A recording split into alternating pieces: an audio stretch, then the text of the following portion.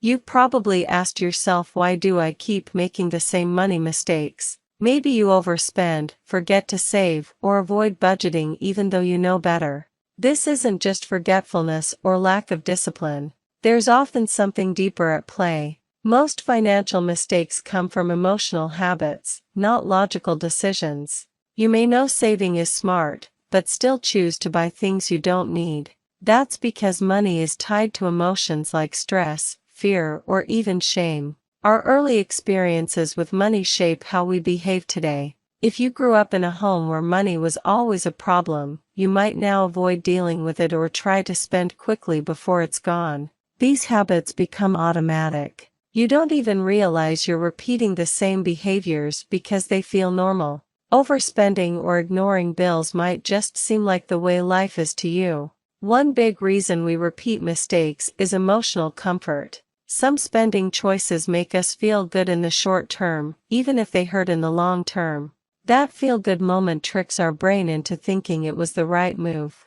Guilt often follows bad money decisions, but instead of learning from it, we try to avoid the feeling. So we ignore the problem and end up repeating it later. This creates a loop that's hard to break. We also tend to copy the money habits of those around us, especially family. If your parents were always in debt or never talked about money, you might have picked up similar patterns without realizing it. Even when you try to change, your old mindset can pull you back. You may feel uncomfortable saving money if you're used to spending everything. That discomfort can push you back into old habits. Real change starts with awareness. Not just knowing what you do wrong but understanding why. Ask yourself, what emotion comes up when I think about money? The answer can reveal a lot. Breaking the cycle means learning new emotional skills, not just better budgeting.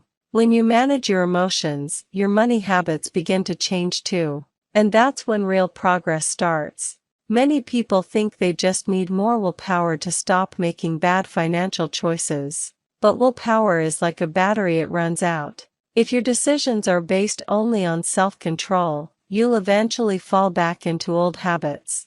That's why identifying your emotional triggers is more powerful than relying on discipline alone. Triggers are situations or feelings that push you toward certain behaviors, like shopping when you're stressed or ordering takeout when you feel lonely. Let's say every time you feel overwhelmed, you scroll through online shops and buy something. You're not buying because you need the item, you're buying because it gives you a quick emotional escape. These behaviors offer short-term relief but long-term damage. You get a moment of peace, but you also create more stress later when the bill arrives or your savings drop again. The trick is to notice the emotion before you act. When you feel the urge to spend, pause and ask, what am I really feeling right now? Naming the emotion can weaken its control over you. For example, if you realize you're anxious, you can find a healthier way to deal with it, like journaling, walking, or calling a friend instead of spending money. That's how you break the pattern. Changing your behavior doesn't mean being perfect. It means learning to interrupt the automatic response and replace it with something more helpful. That's progress, even if it feels slow. Each time you make a different choice, even a small one, you teach your brain a new way to respond. Over time, these little changes build new habits that support your financial goals. But remember, you will sometimes slip back. That doesn't mean you failed. It means you're human. What matters is noticing it, learning from it, and continuing forward. Financial change is not just about numbers, it's emotional work. The more you understand your feelings around money, the more power you gain to make better choices. And that's where real freedom begins. Your beliefs about money are like invisible rules running in the background of your mind. These beliefs often form in childhood and go unchallenged for years. You might not even realize you believe things like money is evil or rich people are greedy, but those ideas still guide your actions. If you subconsciously believe that having money makes you a bad person, you'll find ways to get rid of it. That might look like giving too much away, spending carelessly, or avoiding wealth building altogether. Beliefs don't have to be logical to be powerful. In fact, many of the most harmful money beliefs are emotional, not rational. They come from early experiences, cultural messages, or what we saw in our families growing up. For example, if you heard "we can't afford that" every time you wanted something as a child, you may now feel guilty whenever you spend money even if you can afford it. The emotion becomes automatic. Another common belief is that money always causes problems. If you watched your parents fight about finances, you may associate money with conflict and avoid financial conversations altogether. These beliefs quietly shape your money behavior for years. You might try to budget or save, but your core belief pulls you in the opposite direction, making your efforts inconsistent. Changing beliefs starts with noticing them. Ask yourself, what do I believe about rich people, or what messages did I hear about money growing up? The answers may surprise you. Once you identify limiting beliefs, challenge them. Are they really true? Where did they come from? Do they help you or hold you back? This kind of thinking opens the door to change. Replacing old beliefs takes time, but it's worth the effort. You can teach your brain new truths like "I deserve to be financially secure" or "money can create freedom." The more your beliefs support your goals, the easier it becomes to make smart financial choices. You won't need to force change, it will start to feel natural. One of the most powerful forces behind repeated money mistakes is your self-identity, how you see yourself in relation to money. If you see yourself as bad with money, you'll act in ways that match that identity, even if you try to change. Your brain loves consistency. So if your self-image says "I'm not good at saving," you'll subconsciously resist saving even when you have the tools or knowledge. Your behavior will try to stay consistent with your beliefs. This is why real change often starts with a new identity. You have to begin telling yourself, "I am someone who respects money," or "I am learning to manage money well." These small shifts reprogram your thinking. Changing identity isn't about lying to yourself. It's about choosing a more helpful story to believe. The story you tell yourself every day shapes your choices, especially with money. If you keep saying "I'm just not a numbers person," you'll avoid financial planning. But if you say "I'm getting better at understanding money," your actions will begin to align with that new belief. Your past doesn't define your future. Just because you've made financial mistakes before doesn't mean you're doomed to repeat them.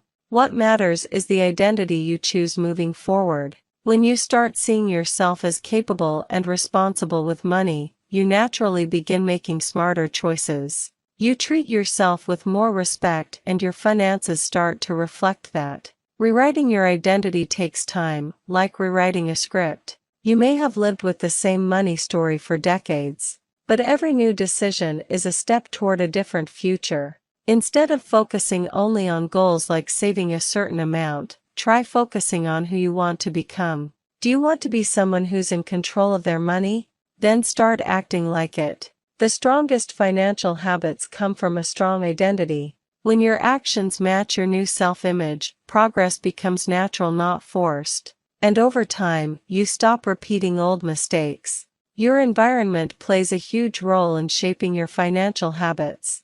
The people you spend time with, the media you consume, and even the apps on your phone all influence how you think about money. If your close friends regularly overspend, go into debt, or avoid saving, it's likely you'll adopt similar behaviors, often without realizing it. We naturally mirror the habits of those around us. Social media also plays a powerful role. When you constantly see people posting about luxury lifestyles, vacations, and shopping sprees, it creates pressure to spend even if you can't afford it. This is called comparison spending, buying things not because you need them, but because you feel like you're falling behind others. It's one of the most dangerous traps in personal finance. To break this cycle, you need to become intentional about your environment. That might mean spending less time on social media or surrounding yourself with people who support your financial goals.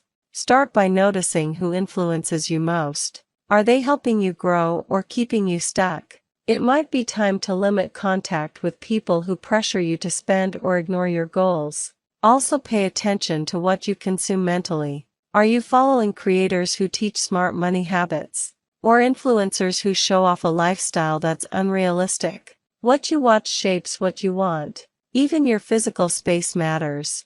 A cluttered, chaotic environment can reflect and reinforce financial disorder. Organizing your space can actually help clear your mind and improve money decisions. Changing your environment doesn't have to be drastic. Small shifts like reading financial books, following helpful content, or spending time with money-smart friends can slowly rewire your habits. When your environment supports your goals, change becomes easier. You'll no longer feel like you're swimming upstream because everything around you helps carry you forward. Breaking free from repeated money mistakes takes more than just knowledge. It requires emotional awareness, belief changes, and a supportive environment. Most importantly, it requires patience with yourself. You didn't develop your current money habits overnight. They were built over years of repetition, influence, and emotion. So don't expect overnight transformation either. It's a process. Start small. Track your spending for a week. Reflect on how money makes you feel. Try saying no to one unnecessary purchase. These small steps build momentum. Celebrate progress, no matter how minor. When you catch yourself avoiding an old mistake, acknowledge it. That recognition helps your brain build new patterns faster. Forgive yourself for past mistakes. Shame and guilt only keep you stuck. Remind yourself that everyone makes financial errors. What matters is what you do next.